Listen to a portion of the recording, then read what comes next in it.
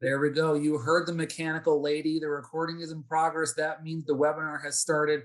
Good morning, higher education colleagues. Thank you for joining us. I know in this COVID environment, you got webinar and online stuff coming at you left and right. But thank you so much for spending a little bit of your Wednesday morning. And here at Trellis Company, we usually have webinar Wednesdays. So thank you for spending a little bit of your Wednesday morning or afternoon, depending on where you are. I know we have folks from the East Coast and other time zones joining us today. So thank you so much. My name is Zach Taylor. I work at Trellis Company as an institutional support consultant. And today we have a really exciting, really kind of different webinar coming at y'all. If you've been to a Trellis Company webinar before, a lot of it is about communication, or a lot of it's about financial aid. This is something that is a huge, impactful practice to get students more engaged with your campus community, with faculty, with other staff. And what do we know about college student persistence? We know that, yes, money is important. Students need money to go to school. But second is sense of belonging. Are they connected to campus? Do they have a community? Are they making meaningful connections on campus to faculty, staff, and to their academic program? And this is a session that you're not going to miss out on because it's going to address that very issue. So before we get started, quick ground rules. If you have a question, let us know at any time. The chat is open. You want to just say hello, please say hello, say good morning, introduce yourself. We'd love to hear from you. If you have a question, use the chat, use the Q&A. I know that the panelists today will be monitoring the Q&A in the chat as we go along, so we can answer your question at any time. And the worst question that there is the one you don't ask because you don't get an answer. So don't hold back. Give us your questions in the Q&A or in the chat. Don't hold back.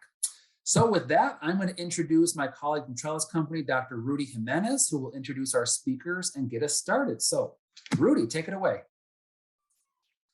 Thank you, Zach, and thank you everyone for being here. This is extra special to me because Tech State is my alma mater, so of course, and I've known Sylvia for quite a bit, so she definitely came to mind when we're thinking of webinar ideas. But for them, for their presentation, they'll be talking about their SURE program, or the STEM undergraduate research experience there at Texas State. It has provided first generation and low income students the ability to participate in a 10-week intensive research experience where they are paired with culturally responsive Texas State faculty mentors. Here, they're going to talk about how the authentic connections forged between the students and the faculty have impacted the student success. So for the presentation, you'll have Sylvia Gonzalez, Director of STEM Impact and Project Maestros, Nicholas Wimmer, Program Faculty, and Dr. Jeremy Witt. And as Zach said, I'll be monitoring the questions in the Q&A in the chat, and I'll just kind of go off screen just so it focuses on them. But yeah, Sylvia, go ahead. Thank you. I appreciate it, Dr. Jimenez, for that wonderful introduction. We appreciate the time. I'm going to have Jeremy share his screen with us so we can go ahead and share our PowerPoint with you. We do have some wonderful information to share. And of course, you know, some of the things that we have learned in having run an undergraduate research experience program over the last 5 years. As Dr. Jimenez mentioned, you know, we are stationed or located here at Texas State University. And so this image is very important to how we see ourselves as a program, in the sense that these are all the components of what we consider our program to be, and how holistically it was set up whenever we initially created this grant. And so it shows you all the components that we incorporated to really show and demonstrate that it's a holistic approach. It's not something that only one component was shown to be effective. It was definitely the culmination of all of these components being implemented to be able to say that we did see some successful outcomes come from that. So the next slide, Jeremy. So today's discussion, and it is a discussion, I do want to again highly encourage you to ask questions as we're going along. I don't want anyone to wait until the end and then, you know, forget what it was that you wanted to know. And, you know, please feel free to ask us, use a Q&A as Dr. Taylor mentioned. But we are going to kind of give you an introduction and overview of how the SURE program is set up and run. and the significance of how it came about, because it did come from a Title III HSI STEM impact from the Department of Education. We're also going to talk about what Dr. Jimenez mentioned, was the importance of the mentoring component and how it had impacted the continued success of mentoring Latinx and first-gen students. He also mentioned the culturally responsive piece. That is significant to understand, that we did have to incorporate a huge mentor training aspect into the program in order for it to really be what it is today, and seeing the impact that it had on our outcomes. And of course, we incorporate a skill building component with it into it, with our students as well. So that's what Jeremy's going to significantly talk about, that and how it had impacted our outcomes. And of course, we have to share our success and challenges, because there were plenty of them over the last 5 years. And we want to be transparent and authentic in sharing those as well, so that you see what we had to overcome in order to operate at the level that we are operating. And again, if there are any questions or just comments that you want to make, please engage with us. So the program itself started through a Title III Department of Ed HSI STEM grant. And so, as you can tell from kind of our slogan at the bottom, we really wanted to focus on developing the scientists, the students. So ensuring that how we did that was because Texas State became an HSI back in 2011. Now, we met the criteria to be an HSI in 2010, but it wasn't until 2011 that we received the designation. And we are excited to be, celebrating our 10th anniversary this year. So we will be celebrating that and saying, we have had this status, and serving our student population for the last 10 years. And the significance of it was that this was one of the largest grants that we received at that time, which was back in 2016. And we came on, which is me and the associate director, from onto the grant in 2017. So we were literally operating for 3 months, because we started our job on March 1st, 2017, and we implemented our first SURE cohort program 3 months later in June 1st, 2017, to get started with our SURE cohort. So it is a cohort-based program where, students are coming in together and being paired, as Dr. Jimenez said, with the faculty mentor. During that time that they are paired with the faculty mentor, we are in negotiation and working with the mentors and saying, hey, these are the practices and the best approaches that we're finding that we need to be incorporated into the mentoring, so that we can see that sense of belonging established in that community, that skill building, everything that is needed for them to be successful within that short time frame of 10 weeks. So in alignment with the industry standard of keeping it at 10 weeks, that's what we wanted to do. Now, at that time, there wasn't another program that was doing it specifically for all disciplines. Since we were STEM, we were letting many students within the College of Science of Engineering, come in and apply for the program. So it wasn't something that, it was really, the REUs that were in place were very specific to certain areas, like whether it was only computer science or it was only chemistry. And the difference within our program was that we were allowing students to come in and join the program from all disciplines within the STEM field, okay? Next slide, Jeremy. And so again, that's how the summer undergraduate research experience came about. We really wanted to offer this opportunity, and not having had the experience of like being able to say, this is how you train the mentors, we contracted with the National Research Mentoring Network. It was a grant that Cymer had through the University of Wisconsin. And so what we did is for the first year, we actually had our external evaluator come in and provide the training, because he is a nationally recognized mentor in that field. And so he did the training the first year. And then the second year was when we contracted with NRMN, and they were able to come in and really provide us all of the components of the training for the mentors that we needed for it to have that overarching umbrella of being culturally inclusive. So, but the good thing about that is they offered, train the trainer type of training for the mentors. So we were able to send our own faculty out to this mentor training and be able to come back and, build capacity and say, we're going to go out and do this on our own now. After the third year is when the faculty mentors started doing the training themselves. They started offering the training themselves and doing it for the last, 2 years of the grant. So a lot of our focus on our outcomes, is going to talk about that, how we incorporated those components and those pieces into it. And then, of course, what I haven't even mentioned is the professional development aspect of it, which Jeremy oversaw, and previously before him, which was Nina Wright, in making sure that the students develop those skills by attending, professional development on a weekly basis, coming together and really having that opportunity to share what they have learned, in their respective labs, and then bringing it back together and saying, hey, oh, you're experiencing that too? Me too. I'm seeing, and it also helped us establish some patterns. If we saw that there were some patterns across, the disciplines, to say this is what the students are experiencing within the labs. And then we were able to modify as we went based on the feedback that we were getting from the students, the faculty, and then of course having an external evaluator, which was significant for us. We really wanted to make sure that we always had eyes outside of our, institution that was looking in, and to be able to say, hey, this is where you can improve, this is where you can make some changes, this is where you can, do things better, so that we are really being mindful, aware, and inclusive of, not only the students' perspective and experience, but also the faculty as well. So, Jeremy?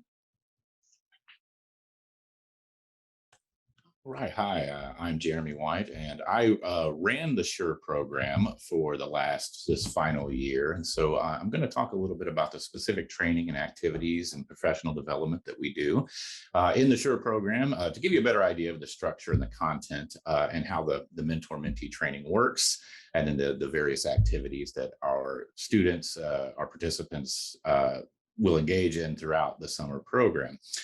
You'll note that there's going to be a heavy emphasis on communication for both the mentor-mentee relationship, and then also communicating with those outside the program, because that's one of our main goals here. So the first thing I want to point is, just show you briefly our statistical, our statistical breakdown of our demographics from 2017 to 2019. This held fairly consistently throughout, and also in this last year, the 2021 year. You could see at that point we had taken 64 undergraduate students throughout the 3 times that we did it, with 48% female, 73% minority, and 58 of those being Latinx. 89% were Pell eligible, and 78% were first generation students. And these 2 criteria are ones that the student must meet at least one of them to qualify for this program. So they either have to show financial need or be a first generation college student. And then for our mentors, 35 STEM faculty mentors participated up to that point, and 46% of them were women. So just so we kind of get that out of the way, and you kind of get an idea of our makeup, but what do we actually do here? Well, one of the first things we do is we start by training our mentors, and we get them on the same page so that they can be effective mentors to our students. And we enact a series of workshops over 3 days designed to help them all sort of get on that same page and give them sort of a clear idea of the program's goals and what our expectations are, and then helping them come up with their expectations. And really the first thing that we do, and maybe the most critical area, is this alignment of expectations. This is, like I said, perhaps the most critical to the participant success in this program, and the place where also, if there is some kind of foul up where problems tend to manifest, it tends to be in the expectations. So the focus of this professional development for our mentors is designing clear goals for the mentee's research project, and then identifying what are qualities of good research, and incorporating those expectations and also the abilities of the mentees. Because these folks are undergraduates, some of them have only had classroom lab experience, and so it's been very controlled. They have not had to kind of solve problems on their own, if that makes sense. And so this is something where the mentors are they have to take some time and sort of evaluate what is the mentee currently capable of doing, and then how can we, what goals can we set to help them sort of move up and really gain the skills that we're looking to gain. We also focus in this one how to clearly communicate those expectations, and then making sure both taking into account the mentees' expectations, like what they want to get out of this program, and aligning those together so that we have a nice, smooth transition, and everybody is getting what they want out of this program to the best of our abilities. Some of the specific activities we do in this is that we have our mentors create a mentoring statement, this mission of beliefs, and statement about what they believe their job as a mentor should be, and then refining that to where we incorporate some of those things I previously talked about. We also help them start to develop what we call the Mentor-Mentee Research Compact, which is essentially a contract between the mentor and the mentee, clearly stating the expectations of both parties. So the mentee will do these things, and the mentor is going to be responsible for these things. And this is what you do if you feel that something needs to be addressed. These things are all part of this compact, and then both will sign it. So the mentor comes up with this, and the mentee together come up with these things so that they both are able to have some input about what goals they want to accomplish, and then what's going to be expected of each. They sign it and they send it to us, and we keep it on file. And then if there's ever some sort of conflict or dispute, this is one of the first things that we go to, and we look and see, okay, did we address this? Was this a clear expectation? And then we can try to resolve the conflict that way. And then the last part of this particular training is we set the foundation for the individual development plan, which is I will talk about that in just a little bit. But this is the student's plan about their setting their both short-term and long-term career goals. And that's something that they will develop with their mentor and then give to us.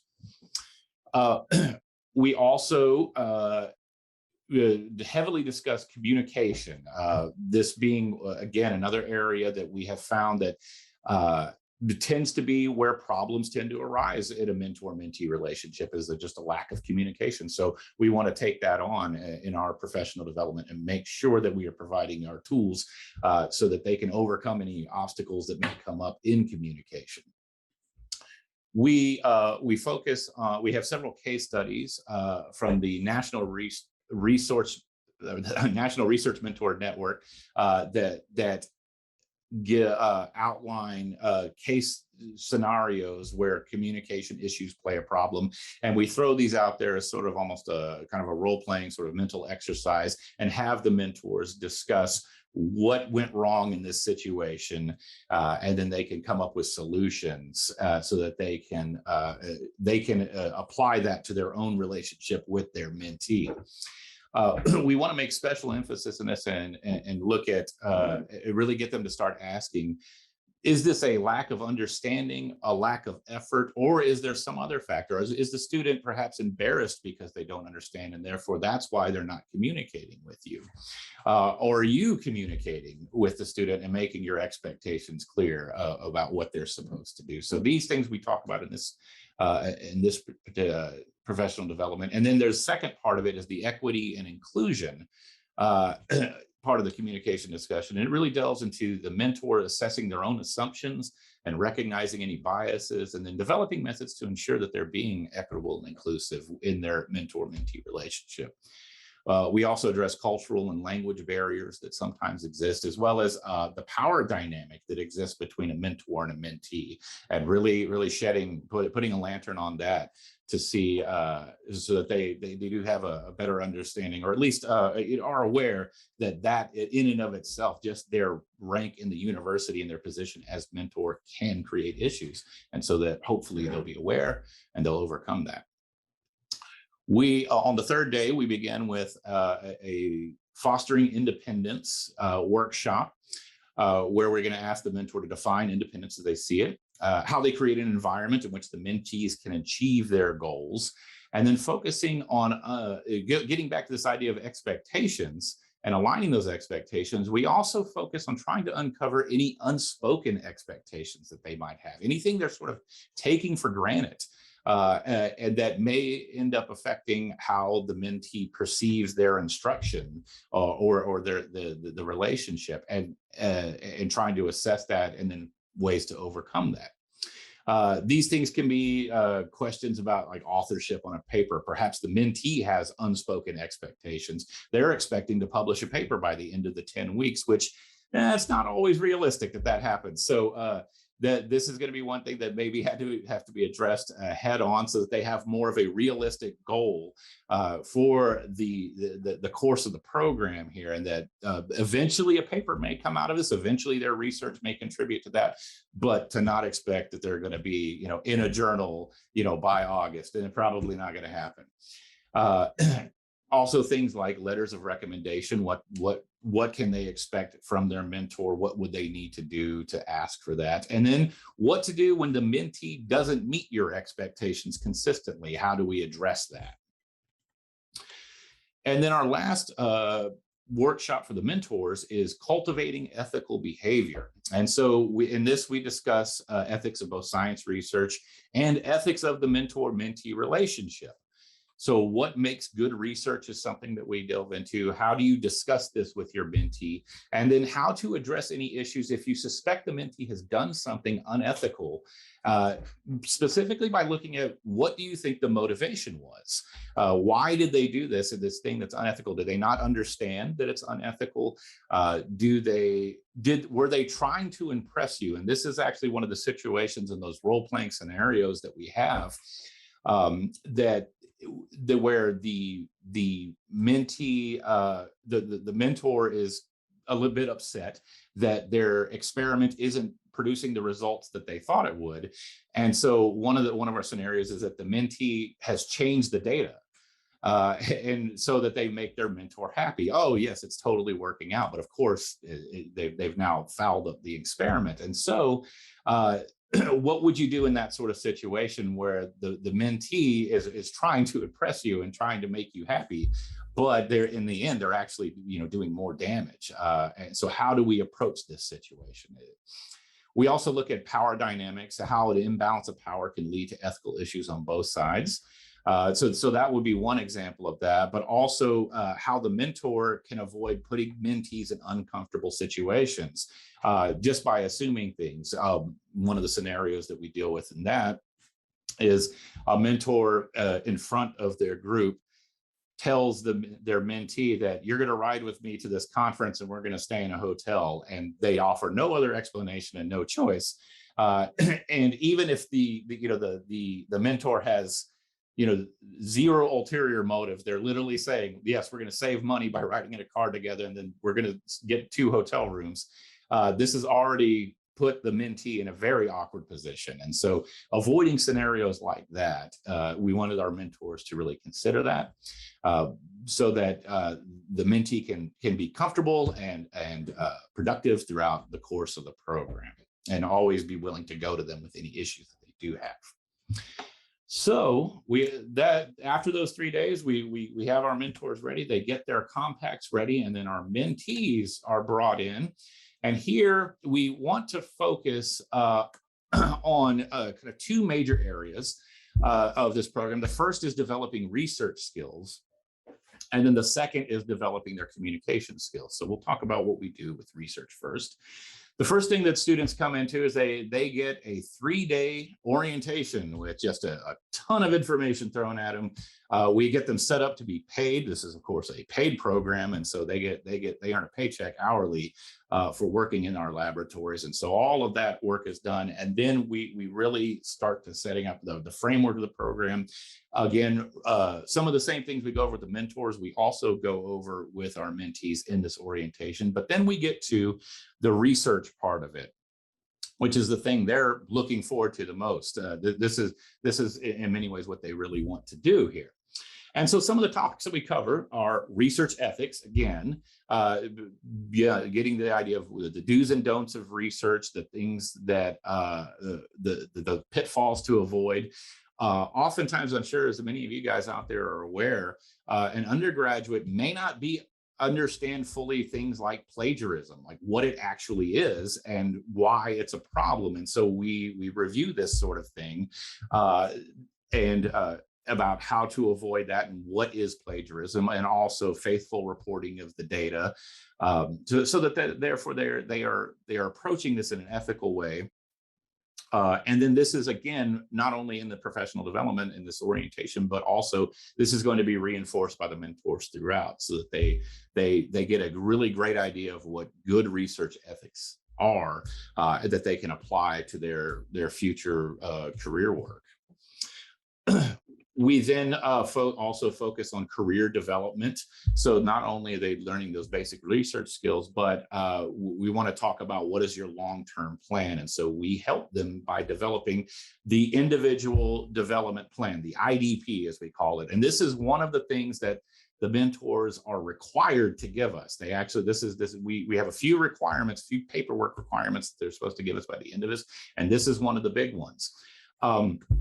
And if you've ever done an IDP, it's pretty similar to ones that exist out there, but we utilize the SMART goal technique to have them develop short, intermediate, and long-term goals. And SMART is the acronym for the goal needs to be specific, measurable, achievable, relevant, and time-bound. So your goal needs to fit all of those criteria in order to be considered a SMART goal and a good, solid goal. The idea here is to help them foster their understanding of career options and pathways. We get students that come in, because many of them, as you saw in our statistics, a preponderance of them are first-generation students. So sometimes they come in and they are following the advice of people of folks, sometimes family members, sometimes a trusted previous teacher, but maybe they don't really have an idea of what's all out there, what's available to them.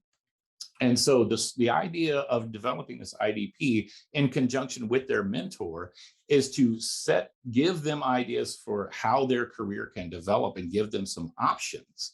And in this, oftentimes we find students realizing like, oh, research actually is a career. And as they get through it, I'm enjoying what I'm doing, research. Maybe I originally wanted to be a medical doctor, but now I'm kind of liking my field research, where I'm going out and collecting samples. This is a lot of fun, and I'm finding this very fulfilling. And so this individual development plan can be something that they can utilize in order to see, what do I need to do to reach this end goal? It is always an outline, and this is something that is emphasized to them. This IDP, it's not set in stone. This is something that can be changed, and in fact should be changed roughly every 6 months, really and truly, because you're going to need to come up with new short-term goals anyway.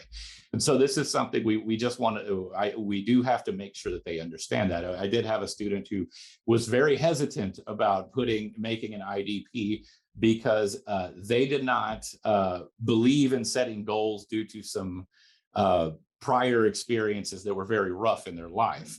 So they did not like putting goals. They kind of like to do things, as it comes, catch as catch can. I simply, it was just a matter of sitting down with the student and saying, look, this is just giving you an idea of a direction. We're not making you sign a contract here. You don't have to be a medical doctor if you don't want to be, but this is just to let you know what it is out there and what options are available to you. And then, of course, probably the biggest part, the bulk of what they spend their time in, is the lab experience itself, where they are put in a lab in the faculty member's lab. And they work basically full time, running parts of the faculty members' experiment. They are usually part of a team. So usually our research faculty have other members of the team, sometimes graduate students, who will also sometimes be sort of placed in a supervisory role over the SURE student, and sort of oversee the day-to-day aspects of it. And then the faculty mentor will come in and address any issues that come up, or give them specific tasks and teach them, give them kind of a specific project to complete in a certain amount of time.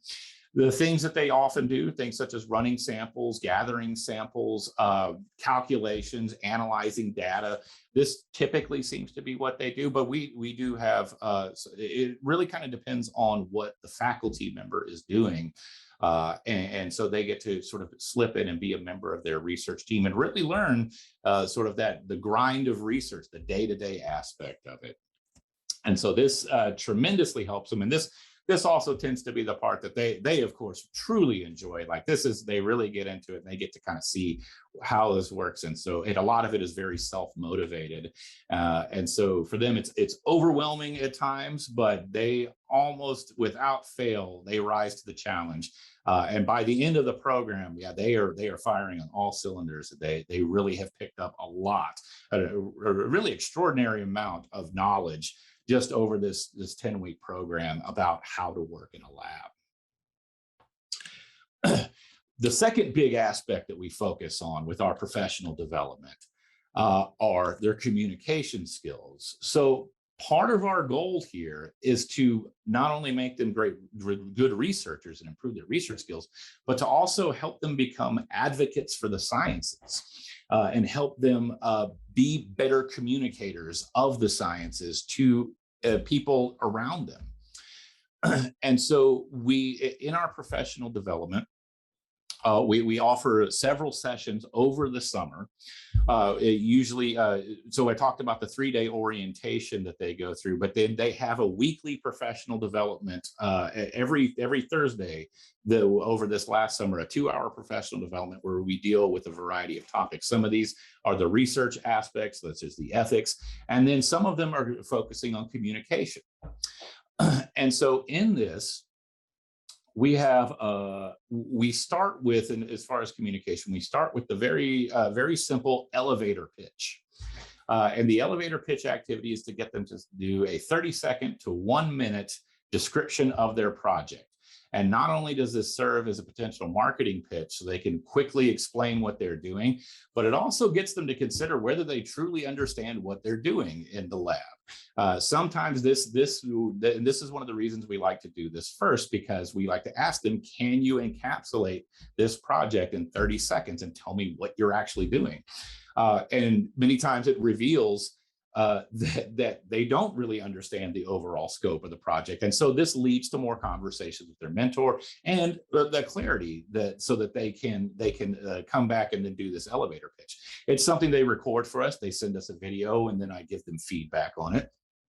But then they're going to also use this, because this becomes kind of a foundation for other presentations that they're going to do in the future, starting with this elevator pitch. So they have sort of a central point that they can expand out from. We have a professional development about communicating science to other scientists. Again, being undergraduates, first gen, they are very nervous about talking. They don't want to seem dumb. None of them are dumb, obviously. They're all very smart, but they don't want to seem that. Oftentimes they come in not quite confident that they can speak about their project to someone who really understands what their field. And so this professional development, communicating science to other scientists, is all about helping them get over that fear and letting them know by having them actually talk to other research scientists about their projects and letting them know that most of the time they're not going to be, the other scientists aren't going to be out to get them. They're not going to be out to embarrass them. And they usually are genuinely curious about what you're doing. And also maybe the biggest thing in this is that get them to embrace the idea that I don't know is an acceptable answer if they're asked a question that they don't know. And so this is extremely helpful, and our students really come out of this feeling a lot better. And this is something that again comes up in their later presentations when they do actually have to go talk to other scientists. And then one of the last PDs we do to help them develop their communication skills is communicating science with general public. And so this is getting them to think about how now that you know all this stuff, now that you understand, the intricacies of this particular experiment, how can you tell someone that doesn't have a background in science all about it. And so this really focuses on getting them to understand how jargon affects how people understand them, and to de-jargonize their speech when they talk about this with someone who doesn't have that requisite knowledge. And so since one of our goals, again, is the promotion of science, learning to speak to the public in a way that's easily understandable is of absolute vital importance.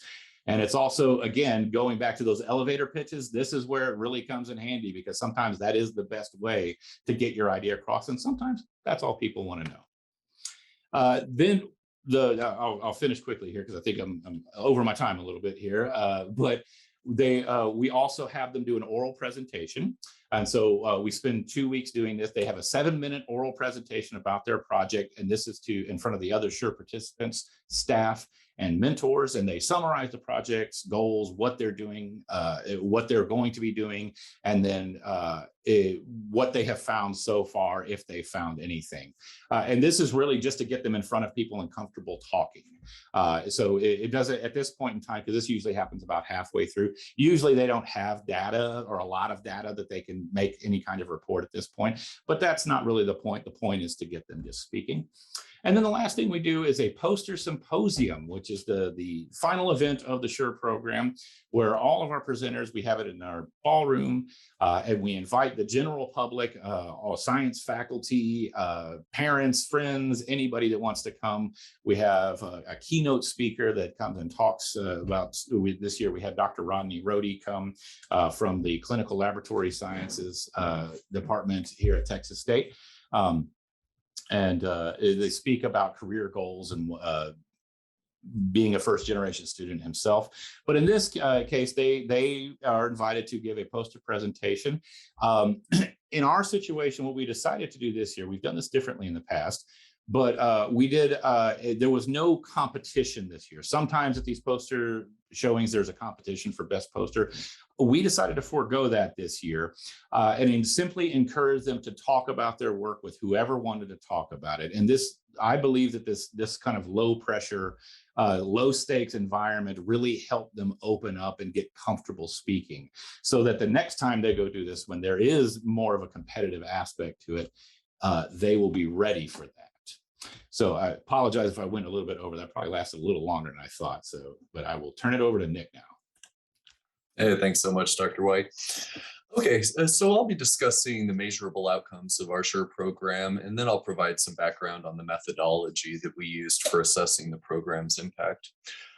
So it's important to note that all of our data and outcomes that we've been discussing so far for the first 3 years of the program, that's again 2017 through 2019, our assessment of our past 2 cohorts, the 2020 and 2021 years, isn't quite complete yet, since both just finished up this summer and we're still working on that data assessment. So listed here are some of our outcome highlights. 97% of our students that participated in the program were retained 1 year after the program, which is much higher than our university average retention of 77% on average. We assessed both overall and STEM-only GPAs of our program participants as compared to a control group of similar students. And that was based on many factors such as gender, ethnicity, income status, first generation status, their class status, that's freshmen, sophomores, or junior, senior, students with similar GPAs, and same ratio of students with specific majors and minors. And our results demonstrate that the program participants had a higher GPA after 1 year than the control group. Our 64 program participants went on to present 64 posters at national conferences after participating in the SURE program. Further, the SURE students were second authors in 26 peer-reviewed publications 1 year after completing the program. And as of fall 2020, last year, 52% of these participants have graduated with their bachelor's degrees. Of those that graduated, 39% are now attending graduate or professional programs, and 55% of those that have graduated are working in STEM-related fields. Next slide. So This slide summarizes the evaluation methodology that we used for assessing the program. I'll break these down more in future slides, but in short, we did pre and post surveys with both faculty mentors and our student mentees to look at science identity survey, that was for mentees only, and then a research skills survey in which the mentors assessed their mentees' skills, and the mentees did a self-assessment. The data were also, this data was analyzed to determine statistical significance using an unpaired t-test. We also did poster presentation scoring for the mentees. We did control group GPA comparisons, as I mentioned, with the mentees. And we conduct focus groups each year with both of our mentors and mentees, as well as conducting individual interviews with both the mentors and mentees. Next slide. As Dr. White mentioned, we have poster presentations in the culmination at the end of the program, and we use the evaluation, the scoring of the poster presentations to examine the effectiveness of both of the student development, professional development seminars that were hosted at the beginning, including the students' oral and poster presentations. The presentations were evaluated in 6 categories listed here for appeal, editing, content, methods, data analysis, and accuracy. And our outcomes indicate, as an aggregate, students scored highly in most of these categories. Next slide. As I mentioned before, students were compared to a control group for longitudinal GPA outcomes. Through pairing, matching the students to a control group, we had no statistically significant differences in STEM GPAs of our SURE cohorts in the control group before the program began. But then a year after the SURE program completed, the SURE cohort STEM GPAs were significantly higher than the control group. Also, the number of SURE students who increased their STEM GPAs by a letter grade was higher than the control group, while the number of students who decreased their GPA was higher in the control group for all 3 years. And this demonstrates that the program had a positive impact on the students' academics. I see there was a question that came in chat. I'll see if I can address that now. How did we determine the control group? As mentioned before, we would find non-participating students and match them on those 7 or 8 different factors and match them in the same size as the cohorts each year. So if we had 25 students participating, we created a control group of 25 students that were not participating in the program. And what were the factors? Once again, let me look at those one more time. So we have gender, ethnicity. We looked at our income status for those students that are identified as low income. First generation status. We tried to pair them on their class status. So freshman to freshman, sophomore to sophomores. Actually, the way we did that isn't by freshman, sophomore categorization, but through their completed SCHs, and we pair them within 10 credit hours of one another. And then we'd pair GPAs at the time, as well as majors and minors as well. So hopefully that addresses your question, Alicia. Okay, next slide, please. So next we'll look at I gotta get that chat out of the way. We'll look at our quantitative and qualitative outcomes collected through focus groups and individual student interviews. Many of the focus group questions that we used focused on the impact of the program's interactive exercises aimed to help the student participants develop an understanding of the culture of science, including research ethics, and then working to develop the individual science identity and sense of self-efficacy. Students were also provided guidance on the research processes, such as how to conduct a comprehensive literature review and design studies ethically and collect and analyze data and communicate their findings to broad audiences in a variety of formats, such as poster presentations and research symposia. In the first year of the program, through the focus groups, out of the 19 students who were interviewed, 100% responded that they gained confidence and skills by the end of their experience. And 95% responded an increasing sense of science self-efficacy. In the students' own words listed here, one student noted, "At first I was very scared. I was very intimidated about it. But as the days went by and the weeks went by and everybody shared their experiences and their troubles, I realized that it's a learning process and that's not something you're going to be automatically good at, but you're shaping and molding yourself into an actual scientist." Another student not listed here described how she came to feel a sense of belonging in the program, stating, "I definitely felt a sense of community, specifically when we all sat around in a circle and how that was guided. And everyone opened up a little about their personal lives and what made them want to do this experience and their passion behind it." And I really like this student feedback because it highlights the importance of group trainings and weekly convenings between our SURE students. Undergraduate research, of course, can be a very scary endeavor for many students, but group sessions and peer networking really help build that sense of community and belonging amongst our program participants. Next slide. Nick, real quick, there was a question that came through for when you mentioned graduation rate. Yes. 4-year? They were actually, what we were talking about there is just the number of students that had graduated by now at this point. So of our 3 cohorts, I believe the number was 55% have now graduated. So that wasn't a 4-year graduation rate. And one of the reasons we don't necessarily limit it to 4-year graduation is some of those STEM majors actually take 4.5 or in some cases 5 years to complete with an internship. So they're not always apples to apples when comparing these different majors to one another. Okay, student focus groups. The student data also revealed that the impacts of the SURE program extended beyond facilitating students' sense of belonging on campus, as many student participants discussed how the training enhanced their science skill sets and created a feeling of being career ready in particular. For example, one student stated, "The SURE program let me know I am not alone. I wasn't the only one afraid of going into this. And it gave me relevant experience skills and expectations, encouragement and confidence to pursue a graduate degree." Another student here stated, "I enjoyed coming over to the SURE program because you discuss with people from many different fields who are not in computer science or math. And that helps me communicate better because I think you learn to discuss your research with someone who does not know what you're talking about."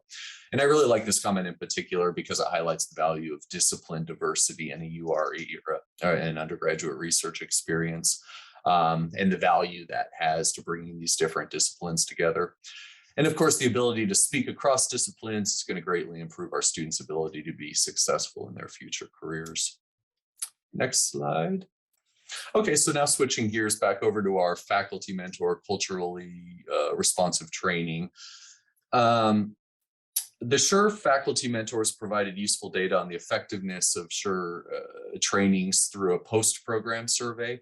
While not all faculty members reported fully incorporating the practices that were implemented in this training, 77% of faculty reported that the SURE program positively impacted their ability to deliver undergraduate research mentoring to students using culturally responsive methods. For instance, one faculty mentor described her integration of culturally responsive practices as increasing her active listening, flexibility, time in getting to know the mentee's stories and interests, attention to non-academic issues such as mental health, encouraging students to prioritize family commitments, connecting students with additional mentors, and valuing of her mentees' experience, expertise, and life experiences. Next slide. Another mentor emphasized the positive effect of talking about family with the mentee and supporting the time spent with family during the research experience. This is important because the inclusion of family and community is an important element of how we run the SURE program. As previously mentioned, it not only benefited the student, but helped family members to appreciate more fully how science can improve health and welfare, and also the role of a family member can play as part of the scientific research community. And then the final comment here, Another mentor reported indicators of successful development, including the value of supporting a work-life balance, communicating expectations, being very honest with feedback, and sharing stories about each other's cultural backgrounds. And this highlights the SURE program's effectiveness among historically underrepresented students and suggests that mentors who come to recognize the value of cultural assets of their students will be more effective in mentoring and guiding the students through this process. So in sum, the results of the faculty development are aligned with past research that's out there that has shown how fostering mentoring relationship generates positive outcomes for faculty mentors, including intrinsic reward and gratification, job satisfaction, productivity, and organization commitment. In addition to the positive outcomes for the faculty members themselves, the SURE mentors particularly highlighted how their culturally focused training greatly enhanced their ability to guide their students in this process. So on this slide, limitations and future exploration, some things to note here is we did, of course, have a small sample size as we complete our assessment of all 5 years. That's going to increase our sample size, of course, and allow for more generalizability of our findings. Also, while quantitative data were obtained through matched controls to ensure the SURE had significant effects as compared to control groups, qualitative interviews were only conducted with our SURE mentees and mentors and not with other types of UREs.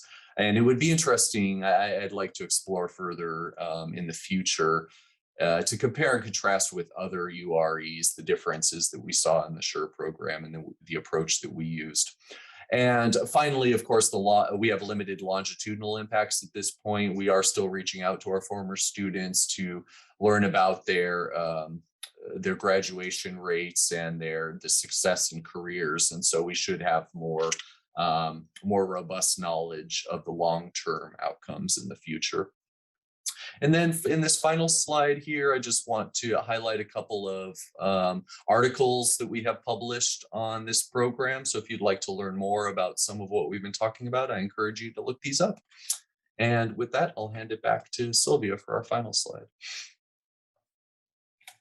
Thank you, Nick. I appreciate it. And as I mentioned before, I definitely wanted to share our successes and challenges, just so you know operationally and how we run as a program.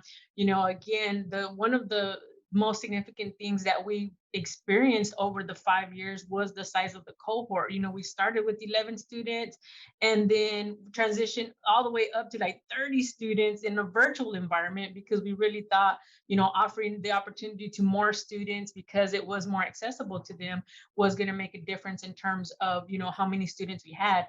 But as you know, that can impact, community building, because the more students you have in a room, it's harder to engage and get them to open up and be vulnerable with each other. And changing the time of experience. So again, we actually started with 6 weeks because we, again, having had to implement the program so quickly within 3 months of starting our roles, we really wanted to make sure that we could provide a quality experience. So we actually started as a 6-week program and then transitioned to the industry standard of 10 weeks. And so that really made a difference. We definitely learned to keep it to summer only, because in the virtual environment that we experienced last year, we wanted to be flexible and offer the students more time to complete their research in the lab. But when we did it over a long period of time of having them do it over the long semesters, fall and spring, we just could not keep them engaged. They were not engaged. They were not, completing the hours that they needed to. Even, being paid hourly was not enough. That was not enough to keep them engaged in the research. We also highly encourage to keep using a mentor training model. Again, we could have not done it if we had not really secured the partnership that we did with the National Research Mentoring Network, because they really provided us all the material, all the resources, all the training that we need to implement and start the faculty training model.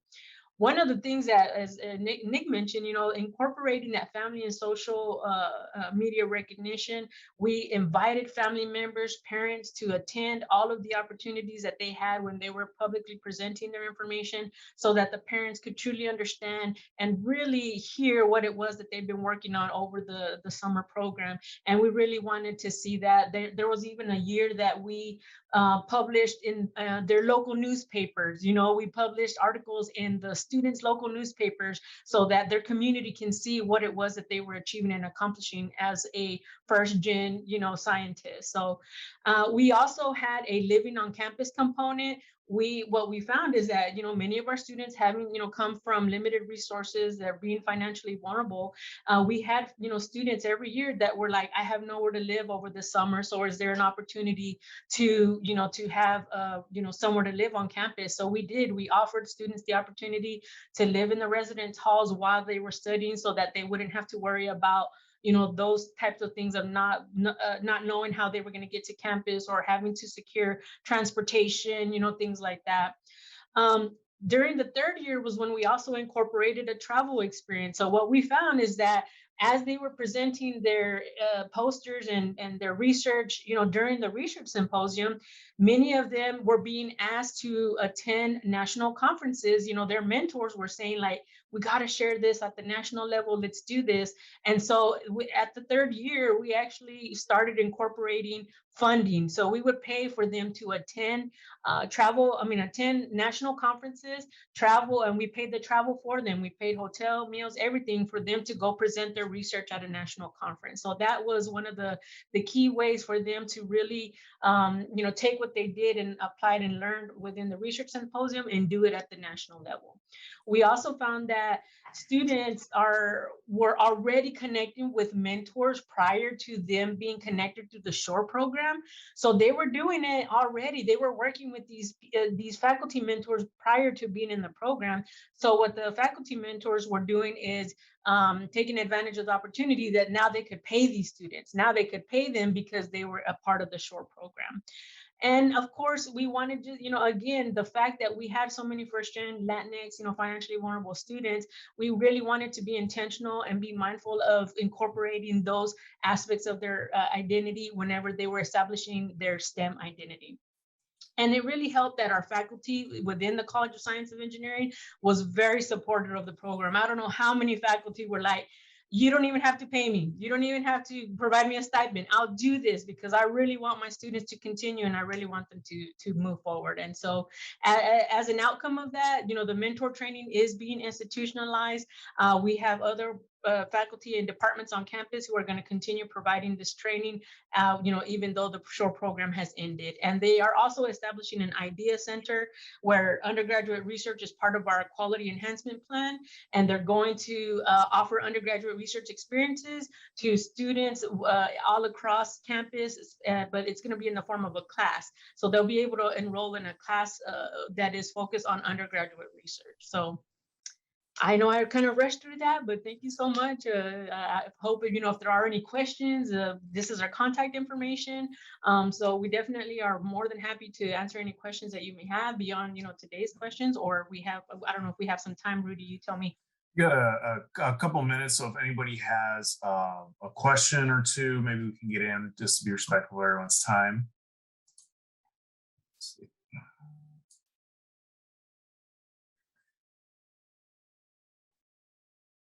All right, I don't see anything coming in. So thank you to the Tech State team. Thank you all for a great presentation. It brings back a lot of memories. I was like the same students. My background is in cell molecular biology, and my research took place there at Tech State as well. So definitely great program. Wish it was there when I was there. Really happy to see everything that's going on. And again, thank you all for taking the time to put this together. And thank you everyone that was able to attend. And again, the slides will be available soon. You'll get an email for all of that and the contact information there for the Tech State team if you have any other questions. All right. Thank you all. Thank you. We appreciate it. Nice talking to you all.